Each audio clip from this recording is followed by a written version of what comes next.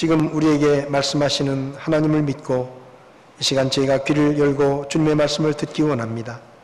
저희들의 마음을 겸손하게 하시고 말씀을 전하는 자나 듣는 자나 하나님의 뜻을 깨닫고 주의 말씀 앞에 합당한 삶을 살게 우리를 도와주시옵소서. 부족한 종을 붙들어 주시고 주님의 입처럼 마음껏 쓰셔서 오직 하나님의 말씀만이 선포될 수 있게 종을 다스려 주시옵소서. 귀하신 예수님의 이름으로 기도했습니다. 아멘. 자리에 앉으시겠습니다. 제가 글을 하나 읽어 드릴 테니까 한번 들어보시기 바랍니다. 내 나이 17살 때 이런 글을 읽었습니다. 매일매일 그날이 마지막인 것처럼 살다 보면 언젠가 당신은 바른 길에 서 있을 것이다. 이 말에 감명을 받은 후에 지난 33년 동안 나는 매일 아침 거울을 보면서 스스로 나 자신에게 묻곤 했습니다. 오늘이 내 인생의 마지막 날이라면 오늘 내가 하려고 하는 그 일을 할 것인가? 그리고 여러 날 동안 아니오라는 대답이 계속되었을 때 나는 무언가를 바꿔야 한다는 것을 알게 되었습니다. 당신의 시간은 제한되어 있습니다. 그러므로 누군가 다른 사람처럼 살기 위해 인생을 낭비하지 마십시오.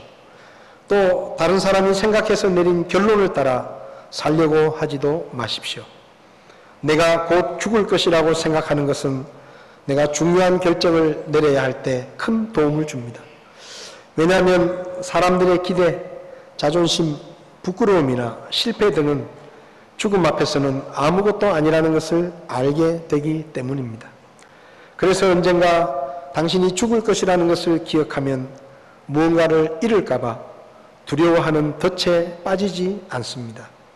이미 모든 것을 잃어버린 상태라면 더 이상 잃을 것이 없기 때문에 당신이 원하는 방향으로 나가지 못할 이유가 전혀 없습니다.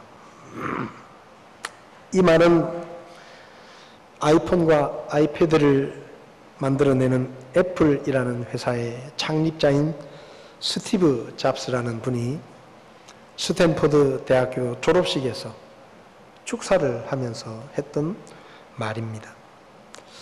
17살 때 오늘이 내 인생의 마지막 날이라면 오늘 내가 하려고 하는 그 일을 정말로 할 것인가?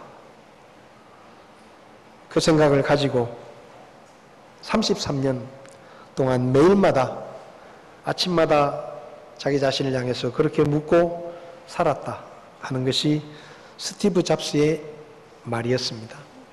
졸업생들에게 여러분들도 남이 만들어 놓은 인생의 길을 걸으려 하지 말고 또 다른 사람이 내려놓은 결론을 따라 살려고 하지 말고 여러분이 살고 싶은 인생, 여러분이 하고 싶은 삶을 사십시오. 그런데 매일마다 오늘이 내 인생의 마지막이라면 내가 이 일을 정말 할 것인가를 생각하면서 예라는 대답이 나오면 그렇게 살고 아니요라는 대답이 계속 나오면 뭔가 바꾸어야 한다. 여러분은 지금까지 살아오면서 이런 질문을 여러분에게 던지고 하루를 살아보신 적이 얼마나 있으십니까? 참여정부에서 보건복지부 장관을 지냈던 유시민 씨는 그가 쓴 책 어떻게 살 것인가라는 책에서 이렇게 썼습니다. 어떻게 살 것인가? 이 나이에 아직도 이런 질문을 껴안고 있는 내가 한심해 보인다. 그러나 이것이 여태껏 살아온 내 삶의 결과임을 인정한다. 만약 지금까지 살아온 그대로 계속해서 살면 좋겠다고 생각한다면 그 사람의 인생은 이미 훌륭한 인생이다. 그대로 가면 된다. 그러나 계속해서 지금처럼 살 수는 없다고 느끼거나 무언가 다르게 살고 싶다고 생각한다면 그 사람의 삶은 아직 충분히 훌륭하다고 할 수 없다. 더 훌륭한 삶을 원한다면 지금이라도 무언가를 바꾸어야 한다. 여러분은 어떻게 살 것인가?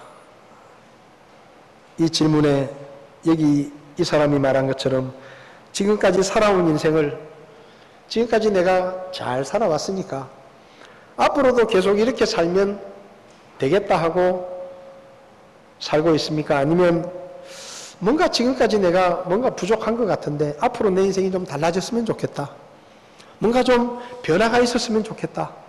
그런 생각을 가지고 살고 계십니까? 오늘이 여러분 인생의 마지막 날이라면 여러분은 뭘 하시겠습니까?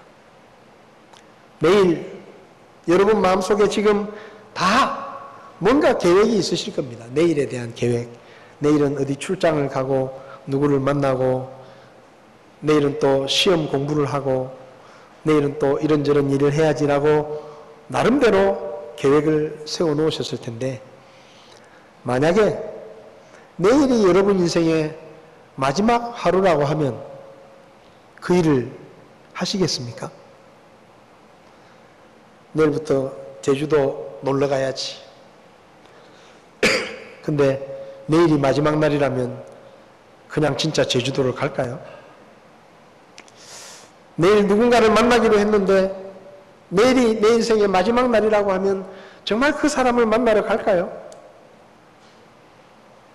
지난 주일에 저는 지금 우리가 사는 이 시대의 여러 가지 모습들을 생각하면서 주님이 다시 오실 때가 그 어느 때보다도 정말로 가까워진 시대를 우리가 살고 있다라는 말씀을 드렸습니다.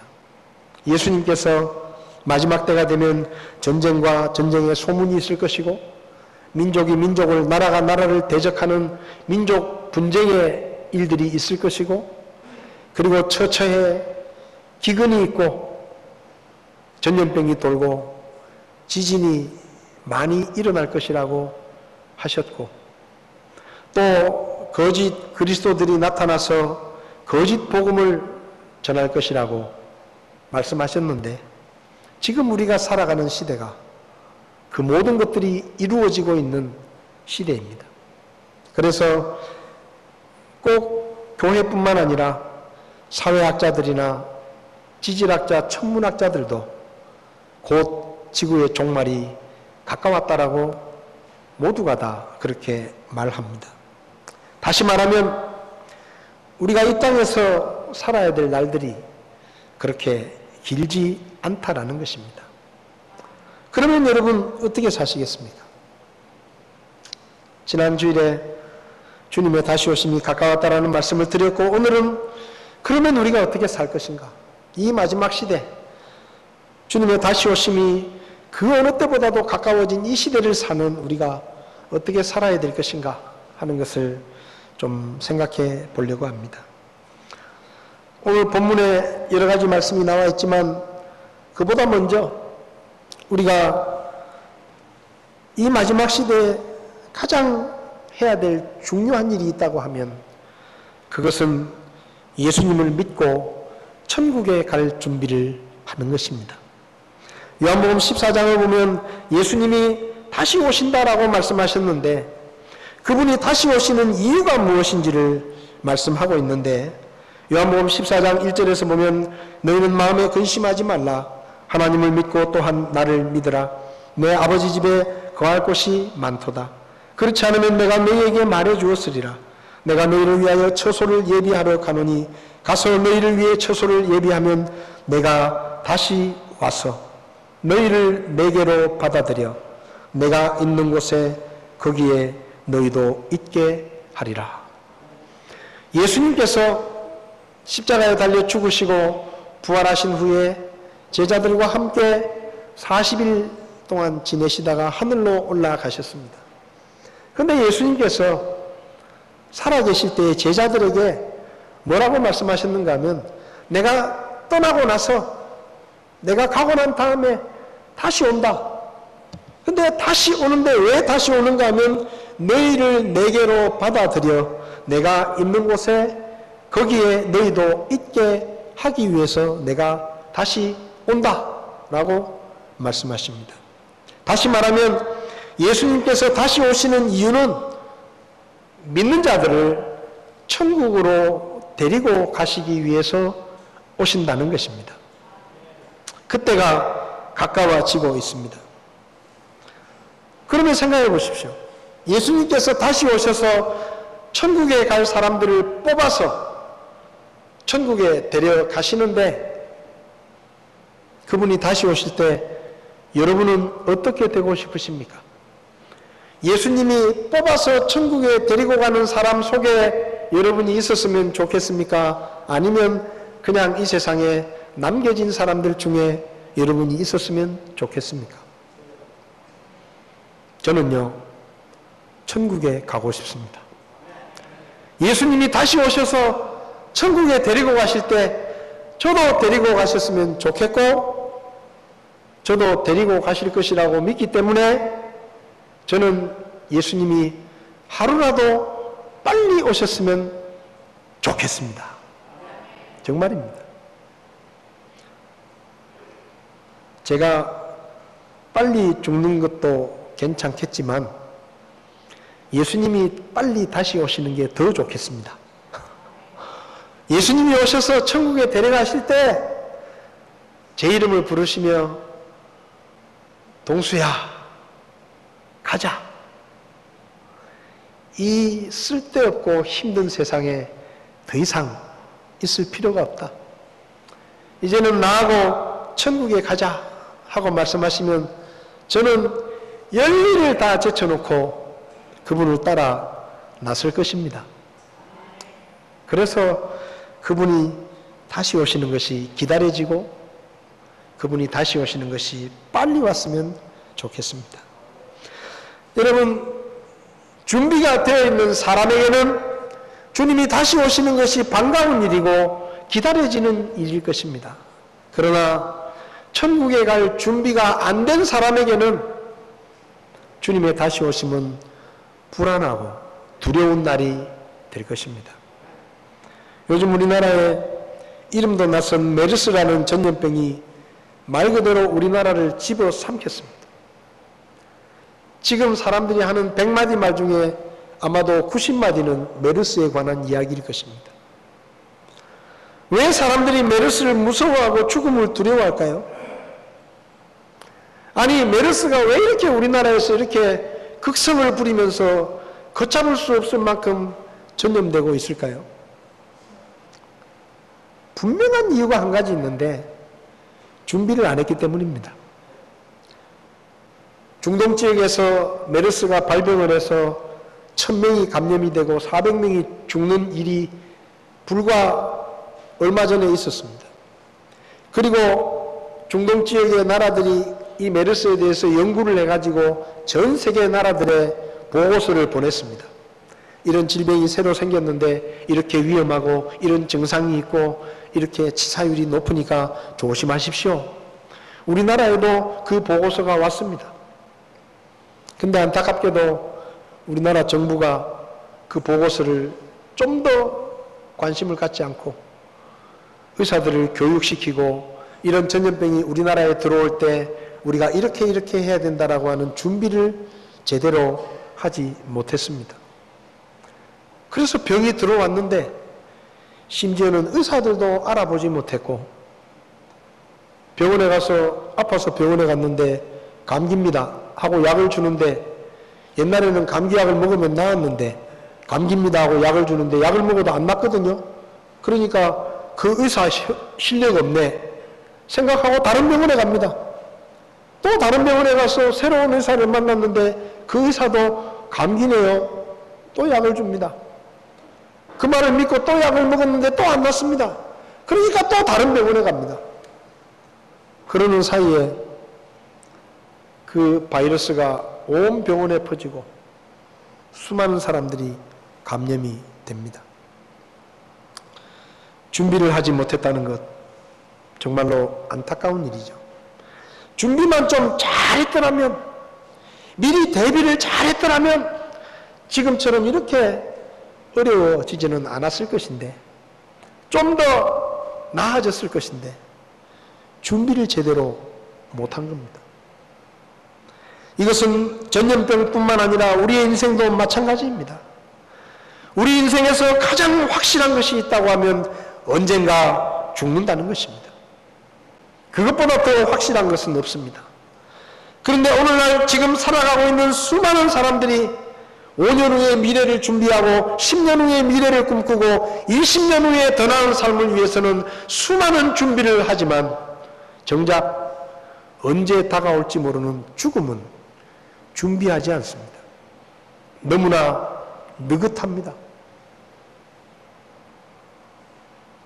사람들은 죽으면 모든 것이 끝난다고 생각하지만 하나님은 죽는 게 끝이 아니고 죽으면 그 후에 그가 살아온 인생에 대하여 심판이 있다라고 히브리서 9장 27절에 말씀하십니다. 그리고 그 심판에 따라 죄가 있으면 지옥에 가서 영원한 형벌을 받고 죄가 없으면 천국에 가서 영원한 기쁨과 행복을 누리며 살게 될 것이라고 로마서 3장 23절 24절은 말합니다. 그런데 안타깝게도 성경은 모든 사람이 죄인이라고 말합니다. 그래서 모든 사람이 지옥에 간다라고 말합니다. 그러나 하나님께서 사람을 불쌍히 여기셔서 죄 없이 예수 그리스도가 이 땅에 오셔서 사람들의 죄를 대신해서 십자가에 죽으시고 부활하심으로 구원의 길을 여시고 누구든지 회개하고 예수 그리스도를 하나님의 구원자로 믿음으로 받아들이면 모든 죄를 용서받고 죄가 없이 하나님의 나라 천국에 갈 수 있다고 그분은 구원의 길을 마련해 주셨습니다. 근데 중요한 것이 있습니다. 그것은 천국과 지옥을 준비할 수 있는 기회는 오로지 이 세상에 사는 동안에만 주어진다는 겁니다. 누가복음 16장을 보면 부자와 나사로가 죽어 부자는 지옥에 갔고 나사로는 천국에 갔는데 부자도 천국에 가고 싶었습니다. 그런데 아브라함이 말하기를 부자야 너는 이곳에 올 수 없다. 이곳에서 그리로 갈 수도 없고 그곳에서 이리로 올 수도 없다.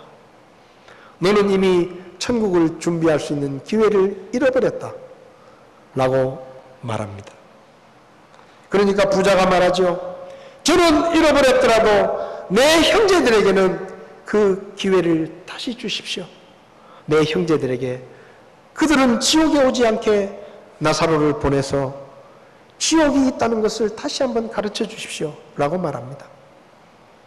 여러분, 사람은 언젠가 인생을 마치게 되고 주님의 재림이 가까운 이 시기에 어쩌면 내일이 될지 모레가 될지 언젠지는 모르지만 반드시 주님께서 다시 오셔서 믿는 자들을 천국으로 데려가실 것입니다.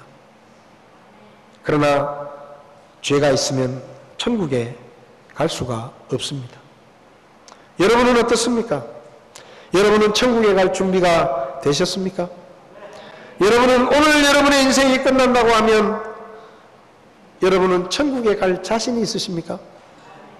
만약에 눈곱만큼이라도 내가 천국에 갈 자신이 없다라고 생각된다고 하면 천국 갈 준비부터 하고 살아야 됩니다. 왜냐하면 언제 어떻게 될지 우리는 알 수 없기 때문입니다. 예수님을 믿지 않는 분이 있으면 오늘 예수님을 믿으시기 바랍니다. 아직 죄사함을 얻지 못했다면 오늘 예수님을 믿고 죄를 용서받고 천국에 갈 수 있는 사람이 되시기를 바랍니다. 그래야 예수님이 다시 오실 때 여러분들도 예수님과 함께 천국에 갈 수가 있는 것입니다. 주님의 다시 오심이 가까운 이때 가장 급한 것은 자신의 죽음을 준비하는 것입니다. 어느 주인이 종을 하나 집어들였습니다. 근데 그 종이 너무 멍청해요. 너무 바보 같아요. 그래서 이 주인이 자기가 살면서 제일 바보 같은 종을 본 겁니다. 그래서 주인이 반지를 하나 만들어 가지고 이 종에게 주면서 이렇게 말을 합니다. 야 이놈아, 내가 살면서 너같이 바보 같은 놈은 처음 봤다. 너는 어떻게 이렇게 바보같이 어리석으냐? 그래서 내가 선물을 하나 줄 테니까 이 반지를 받아라. 그러면서 하는 말이 앞으로 네가 살다가 너보다 더 바보 같은 사람을 만나면 그 반지를 줘라. 그렇게 말을 했습니다. 그렇게 세월이 지났어요. 주인이 나이가 들어서 병이 들어 죽게 되었습니다. 근데 이 바보 종이 주인에게 이렇게 물었습니다. 바보니까요. 주인님은 왜 그렇게 자꾸 오래 누워있어요? 병들어서 누워있는데 이 바보니까 주인님은 왜 그렇게 밥도 안 먹고 그렇게 맨날 누워만 있어요? 그렇게 묻는 거예요. 근데 주인이 뭐 병든 거 죽는 거 얘기하면 이 바보가 못 알아들을 것 같잖아요. 너무 바보니까. 그래서 주인이 말하기를 좀 알아듣기 쉽게 이야기한다고, 그래, 이제 나는 곧 먼 여행을 가야 된다. 그래서 여행 준비하고 있다. 그렇게 말을 했어요. 근데 이 바보가 그 말을 또 그대로 알아듣는 거예요. 아, 그래요? 주인님 좋겠네요. 여행 가시니까 좋겠네요. 근데 어디로 가세요? 주인이 가만히 생각해 보니까 죽고 나서 자기가 어디 갈지 모르잖아요. 그러니까 주인이 바보한테 이렇게 말했습니다. 글쎄, 내가 여행을 가기는 가는데 어디로 갈지 잘 모르겠다. 가봐야 알 것 같다. 그러니까 바보가 또 묻습니다. 아니, 주인님 그러면 뭐 준비할 건 다 준비하셨어요? 근데 이 주인이 또 생각하는 거예요. 죽는데 뭘 준비해야 되란 말이에요. 그래서 글쎄 뭘 준비해야 될지도 모르겠고 아직 준비가 덜 됐다. 그러니까 이 바보가요 가만히 듣고 있더니 반지를 빼는 거예요. 그러더니 주인의 손에 반지를 끼워주는 거예요. 그러면서 이렇게 말합니다. 주인님은 저보다 더 바보예요. 아니 그렇게 먼 여행을 간다고 하면서 어디 가는지도 모르고 뭘 준비해야 되는지도 모르고 그런 바보가 어디 있어요? 그런 바보가. 그러면서 반지를 주인에게 끼워주더라는 거예요. 맞습니다. 바보예요. 분명히 사람은 죽는데 그 죽음에 대한 준비를 해놓지 않고 사는 사람들은 더군다나 하나님께서 성경을 통해서 어떻게 하면 죄를 용서받고 어떻게 하면 천국에 갈 수 있는지를 다 가르쳐 주셨는데도 예수님을 안 믿고 천국 갈 준비를 안 하고 사는 사람은 어리석은 사람입니다. 여러분들은 이 반지를 받는 어리석은 사람이 되지 않게 되기를 바랍니다. 주님이 다시 오시면 천국에 갈 사람 이름을 부르실 것입니다. 그때 여러분의 이름이 모두 다 불려지게 되기를 바랍니다. 그 준비를 해야 됩니다. 자, 믿지 않는 사람들은 주님의 재림이 가까운 이 시대에 빨리빨리 천국에 갈 준비를 해야 되는데 그러면 믿는 사람들은 어떻게 살아야 되느냐? 오늘 말씀을 보면 세 가지를 이야기합니다. 25절 마지막에 그날이 다가옴을 너희가 볼수록 더욱 그리하자. 이 말은 주님의 다시 오심이 가까워질수록 더욱더 열심히 해야 될 일이 세 가지가 있는데 그 세 가지를 지금과 오후 시간까지 제가 말씀을 드리려고 합니다. 먼저 25절 말씀을 보면 어떤 사람들의 습관과 같이 우리의 함께 모이는 일을 폐하지 말고 서로 권면하되 그날이 다가옴을 너희가 볼수록 더욱 그리하자. 성경은 말하기를 주님의 재림이 다시 오심이 가까워지면 가까워질수록 너희들이 더욱 힘써야 할 일이 있는데 그것은 바로 함께 모여서 예배를 드리는 것이다 라고 말씀합니다.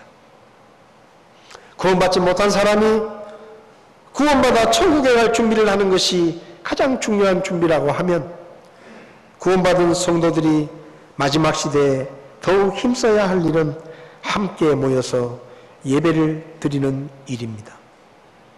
성경을 보면 마지막 때가 되면 영적 싸움이 더 치열해지고 또 믿음의 경주가 막바지에 이르러서 더 힘들어진다라고 말씀합니다.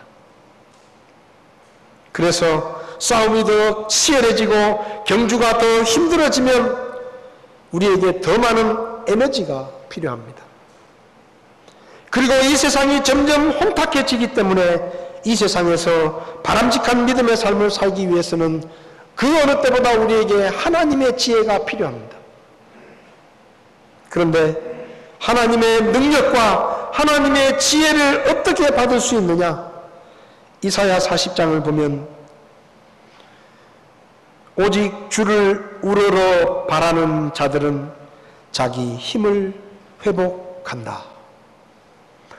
주를 바라며 우러러 보는 자들은 에너지를 공급받는다 라고 말씀합니다.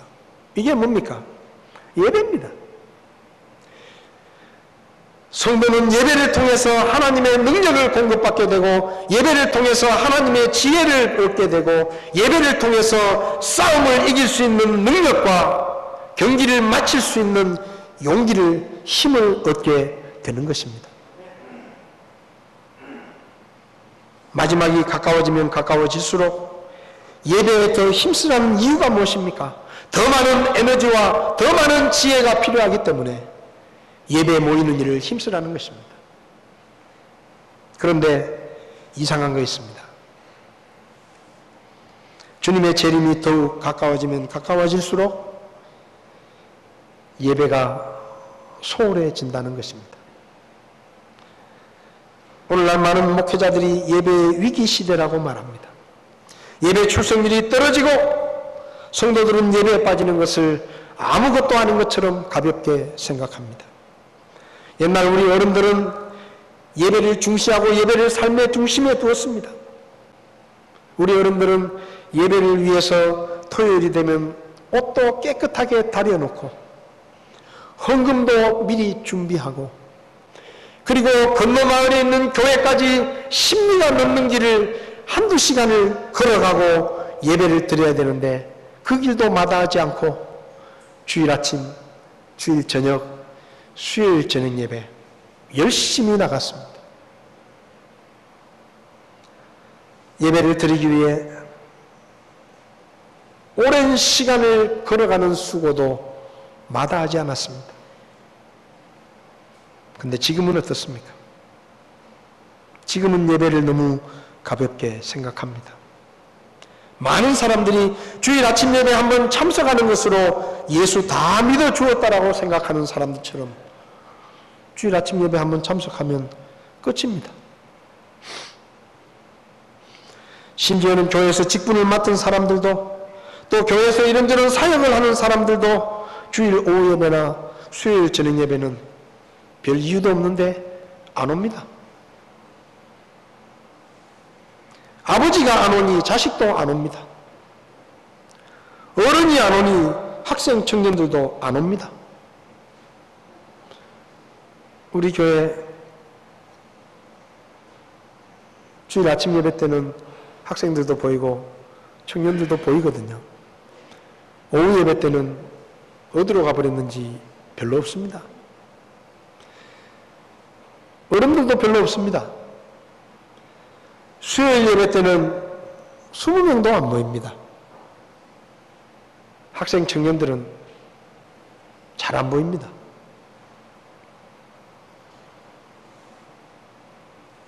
하나님은 예배하는 자들을 찾으신다고 하셨는데 예배 시간에 우리 교회는 빈자리가 너무 많습니다.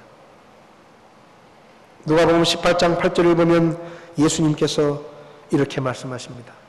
내가 너희에게 이르노니 그분께서 속히 그들의 원수를 갚아주시리라.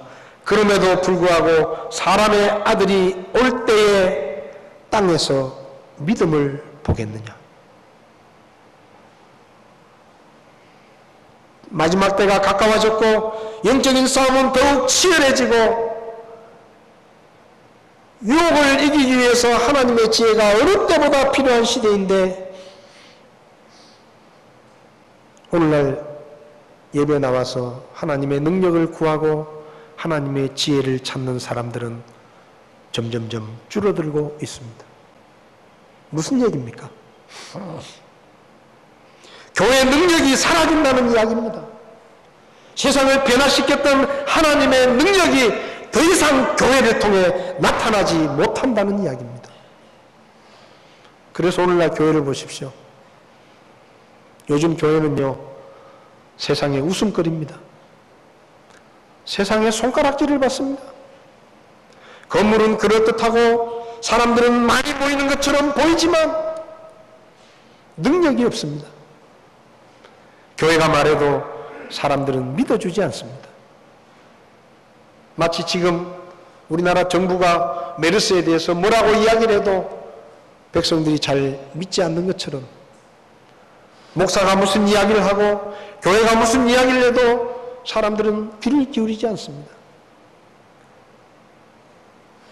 미국 대통령은 동성애를 반대하는 기독교는 나라의 적이다라고 말합니다. 옛날 같으면 상상할 수도 없는 말입니다. 우리나라 서울 광장 한복판에서 동성애 축제가 공공연하게 일어나고 있습니다. 교회가 그것을 비판하면 사람들은 교회 말이 맞다라고 말하는 게 아니라 교회가 너무 제정신이 아니다라고 말합니다. 언제부터 그렇게 된지 아세요? 언제부터 교회가 이렇게 우습게 보였는지 아십니까? 언제부터 교회의 진정한 부흥이 중단되고 세상을 변화시키는 교회의 능력을 잃어버렸는지 아십니까? 예배가 점점 경시되어 갈 때부터입니다. 성도들이 예배에 모이지 않기 시작하는 그때부터 영적인 부흥은 중단되었고 교회는 능력을 상실했고 사람들에게 입방아에 오르내리는 천덕꾸러기가 되어버렸습니다. 그래서 주님이 말씀하시는 겁니다. 사람의 아들이 올 때 땅에서 믿음을 보겠느냐? 예배를 드리지 않고 믿음을 이야기하는 그것은 어리석은 것입니다. 하나님이 예배하는 자를 찾으신다고 했는데 그분이 찾으시는 예배자가 되는 것보다 더 큰 믿음이 어디 있겠습니까? 그게 바로 믿음입니다. 좋은 교회는 지금 좋은 것보다 5년 후보다 10년 후가 더 좋은 교회입니다. 그런 관점에서 볼 때 오늘날 한국 교회는 정말로 걱정이 됩니다. 우리 교회도 예외는 아닙니다. 어른들이 예배를 경시하고 예배의 본을 보이지 않으면 그 자녀들도 예배를 경시하게 됩니다. 청년 학생들도 예배를 경시하게 됩니다.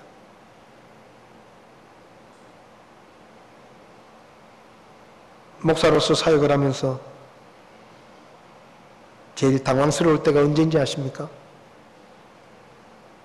청년들에게 형제, 예배에 목숨을 걸어.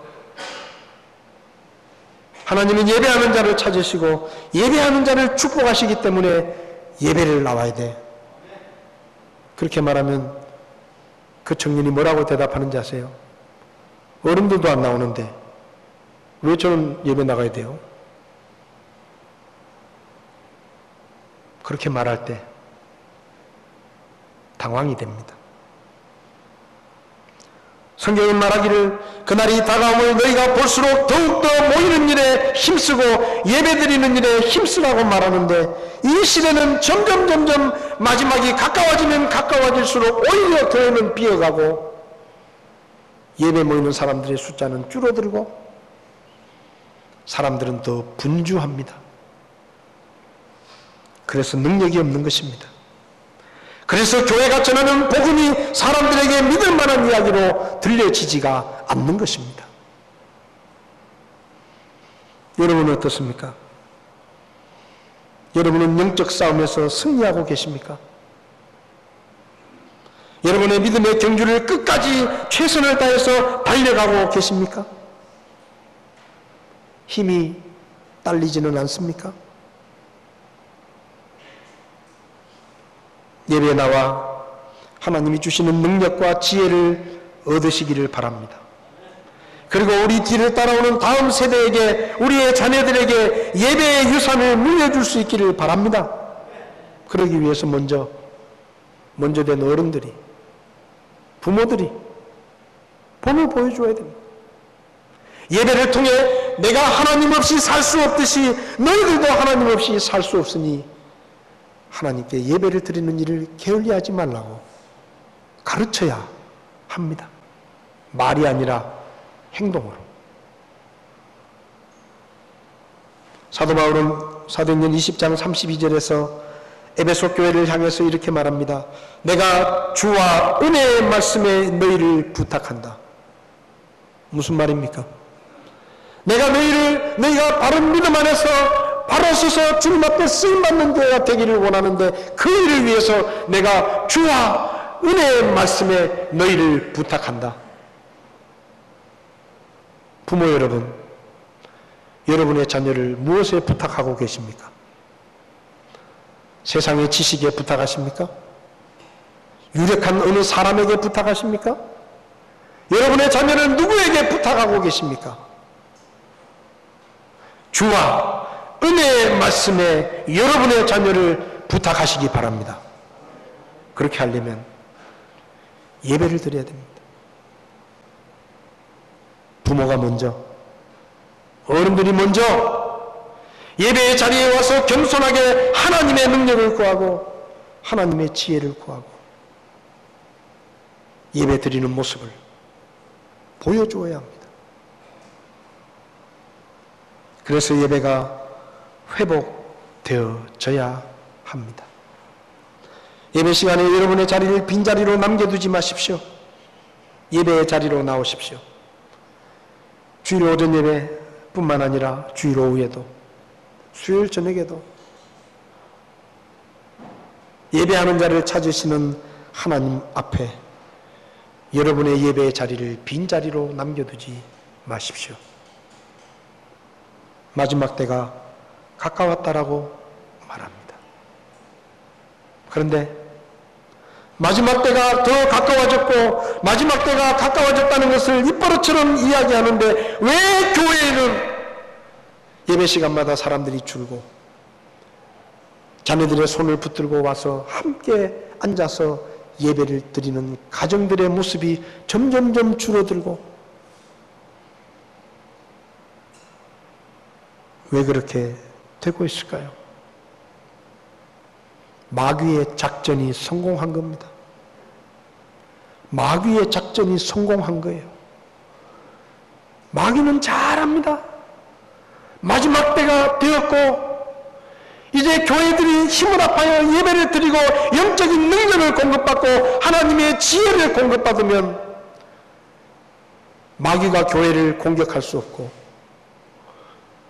마귀가 성도들을 유혹할 수 없다는 것을 너무 잘 알기 때문에 사람들을 정신없이 바쁘게 만들고 말로는 마지막 때가 가까웠다라고 말하지만 눈은 여전히 세상을 바라보고 있고 세상의 것들을 더 가지려고 정신없이 만들고 그래서 예배조차도 드리지 못하도록 그렇게 만들어 버린 것입니다. 우리 교회뿐만 아닙니다. 우리 교회뿐만 아니에요. 유럽 교회가 그렇게 하다가 교회가 망했습니다. 미국 교회가 지금 그렇게 망해가고 있습니다. 한국 교회요. 이렇게 가면 망할 겁니다. 젊은이들이 없고 자녀들이 부모의 믿음을 유산으로 물려받지 못하고 어떻게 되겠어요?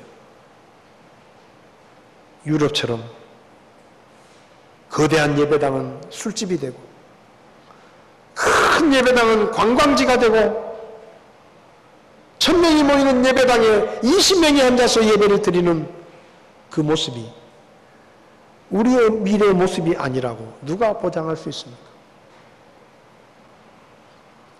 우리는 예배를 회복해야 합니다. 어떤 사람들의 습관과 같이 우리의 함께 모이는 일을 패하지 말고 서로 권면하되 그날이 다가옴을 너희가 볼수록 더욱 그리하자. 주님의 다시 오심이 가까워진 이 시기에 우리 교회가 예배를 회복한다고 하면 우리 교회의 세상을 변화시키는 하나님의 능력이 회복될 것이고 우리는 세상을 변화시키게 될 것입니다. 그러나 우리가 예배를 회복하지 못하면 세상이 우리를 바꾸어 놓을 것입니다. 예배자라는 찬송이 있습니다.